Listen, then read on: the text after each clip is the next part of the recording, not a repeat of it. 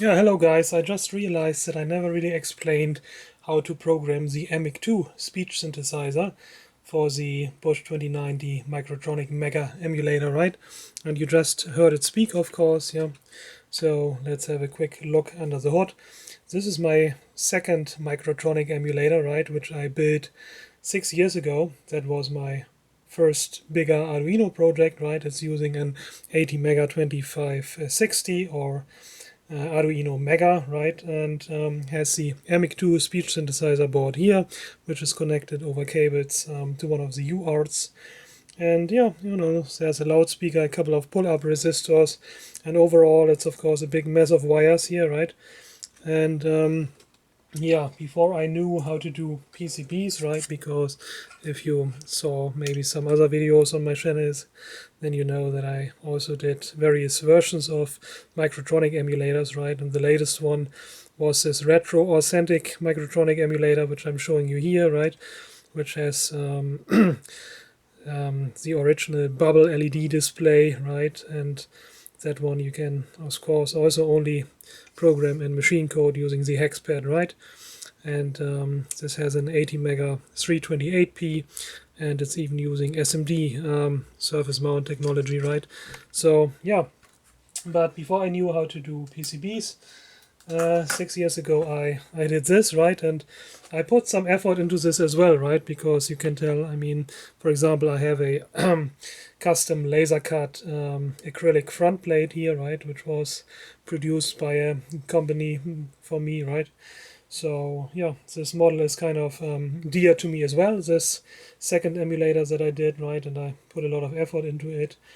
And recently I updated the firmware a bit, right? So there's a GitHub repository which has the updated firmware, and this updated firmware is mainly for adding better support for generating speech output with the MIC2 speech synthesizer, right?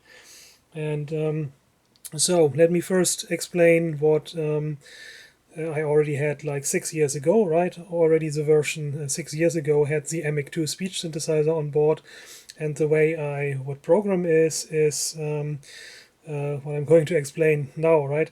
So one issue is the Microtronic instruction set is full, right? So these 12-bit instructions here, 12-bit words, right?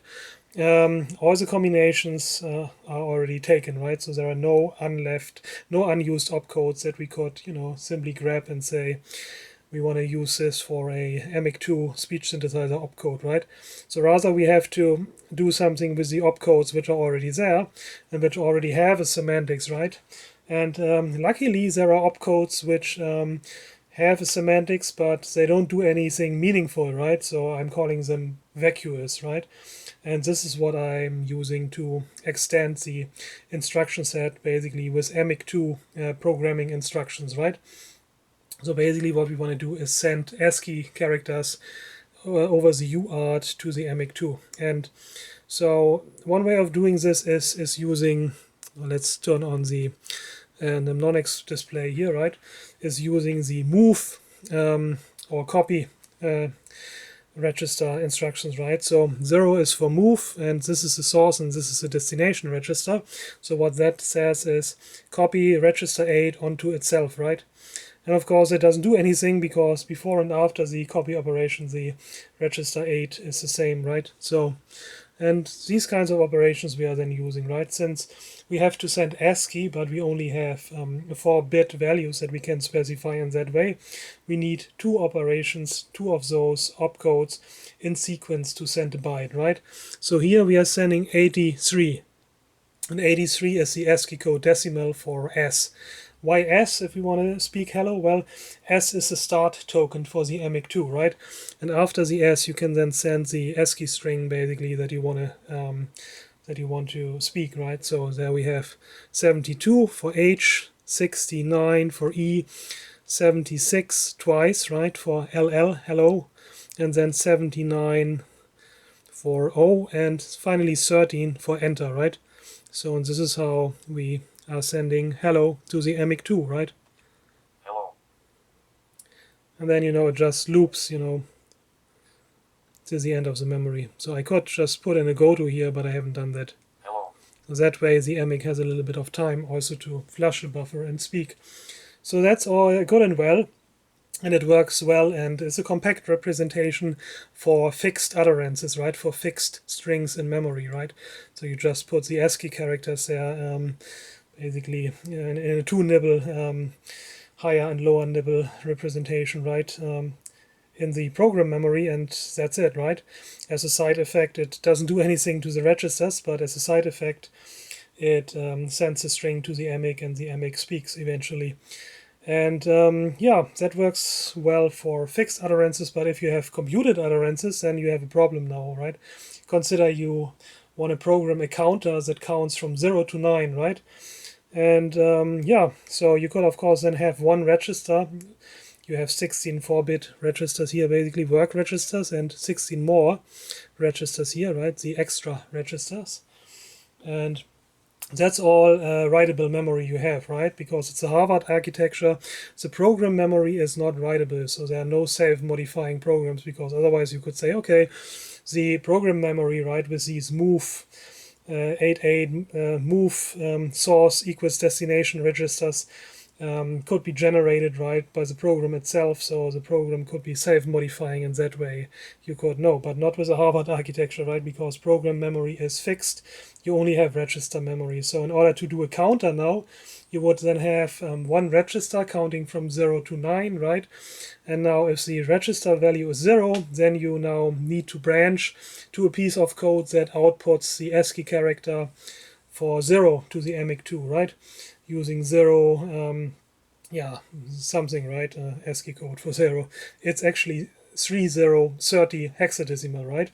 So, and if the register value is 1, then you need to branch to another subroutine, which then outputs 31 in hexadecimal to the emic2, and so on, right? And those are, of course, very, you know, unhandy programs.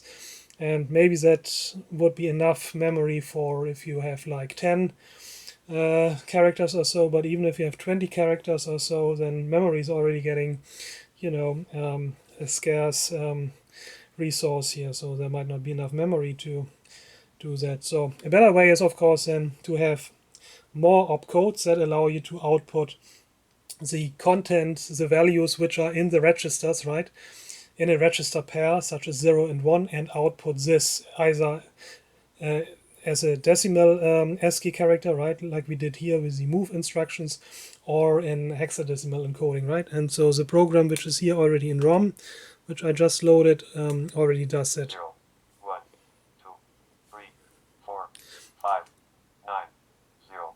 1. Actually, the emic now got out of sync. Let me start that again. Speech on. Speech off. 0, 1, 2, 3, 4, 5, 6, 7, 8, 9, 0, 1, 2, 3, 4, 5, 6, 7, 8, 9. Yeah, you get the idea, and this is actually now a very short program, because this is what the firmware update provides, is more opcodes for speed, right? So let me explain that program a bit. Also see the mnemonics here, right? So F20 is disp2, 2 digits on the display starting at register 0, right? So it's displaying registers 0s and 1. And this is, of course, now the hex encoded ASCII code for the numbers that we just heard, right? 30 hex is ASCII code for 0, up to 39, which is ASCII code for 9, right? Hexadecimal. So then we are using move immediate, right? Initialize register 0 with 0. Initialize register 1 with 3. Now we have 30 in the register pair 1, 0, right? And now here's another set of vacuous opcodes, which we are giving special semantics for speech. So 3 is for AND immediate, and F is, of course, you know, if you do an immediate AND with F, 1111 in binary with a 4-bit register, right, then nothing has changed. So this is another vacuous operation. So we can then use the register number, basically, to which we are applying this vacuous operation to encode a special emic command, right? And we are using A for initialize the emic, which is basically sending the S, right? Which you saw in the hello program, the start token. Now, in order to send now the content in register 0 and 1, interpret this as a hexadecimal value, right, to be sent to the emic. We are now using the vacuous opcode sub immediate 0. So if you're subtracting 0 from a register, right, then, and in this case we are subtracting 0 from register 0, then of course this also doesn't do anything meaningful to the register, it just stays the way it is. But as a side effect, this is now sending 0 plus 1, so the register after 0, right? And takes the values of those and combines them into a byte, right? With register 0 supplying the lower nibble and register 1 supplying the higher nibble, right? And send it as an ASCII character to the emic2. So since we have 0, 3 in, right, or 30 and 1, 0 registers, we are sending hexadecimal 30 now to the emic2. And so yeah, we can then of course also send 702, right, if we want to use registers 2 and 3, or we can use 710, right, if we want to use registers 1 and 2. And it also wraps around, so if you use 7F0, then you would use registers F and 0, right? So you can use arbitrary register pair basically to specify the computed ASCII value and send it to the emic2. Next, we are using again AND immediate, right? AND with F. And F is now the code for send enter to emic2. So it starts to speak now, right?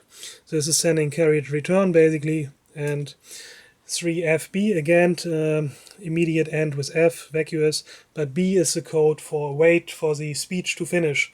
So this is synchronizing the program with the speaking of the emic2, right? Because, you know, the emic2 needs some time to flush its buffer to speak, and during that time, you know, it is not available to accept new speech content, new bytes, right? So the program has to wait here until the emic is finished. And now we're doing the actual increment to register 0, right? We are starting at 30 hexadecimal, so we have 0 in register 0.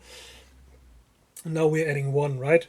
So, and then we have 31, 32, 33, right? And since we are counting in hexadecimal, right, and we started at 30, it never overflows actually to 40, right? But, you know, if we would use decimal encoding, then we would overflow, right? I don't know, I think it's from 48 to 57 or so, right? Or 56.